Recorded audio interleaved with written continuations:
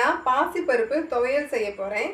அதுக்கு பாசிப்பருப்பு 3 ஸ்பூன் எடுத்திருக்கேன், 2 ஸ்பூன் தேங்காய் பூ எடுத்திருக்கேன், ஒரு 10 சின்ன பூண்டு எடுத்திருக்கேன், ஒரு பட்டை மிளகாய் கிள்ளி எடுத்திருக்கேன், கொஞ்சமாக கறிவேப்பிலை எடுத்திருக்கேன், கொஞ்சோண்டு புளி எடுத்திருக்கேன். பாசிப்பருப்பை நம்ம வறுத்து எடுத்துக்கலாம்.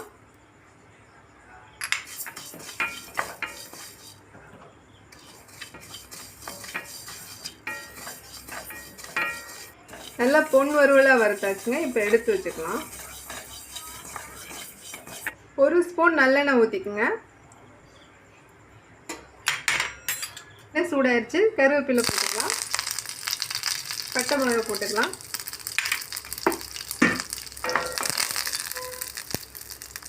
பூண்டு போட்டுக்கலாம்,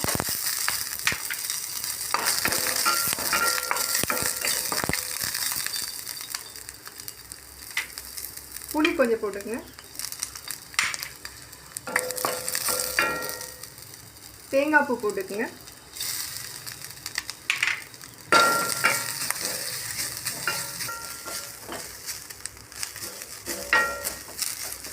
இப்போ பாசிப்பருப்பு போட்டுருங்க.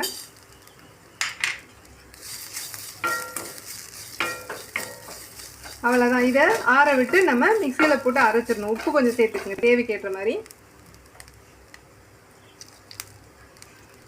இப்போ நம்ம மிக்சியில் போட்டு அரைச்சிடலாம்.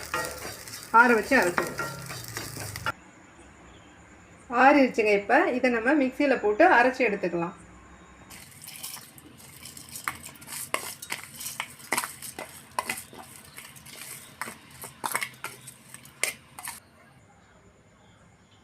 கொஞ்சம் தண்ணி சேர்த்துக்குங்க.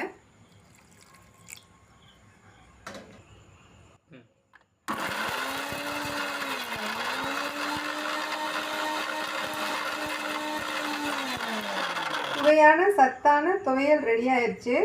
இதை நீங்களும் வீட்டில் செஞ்சு ட்ரை பண்ணி பாருங்கள்.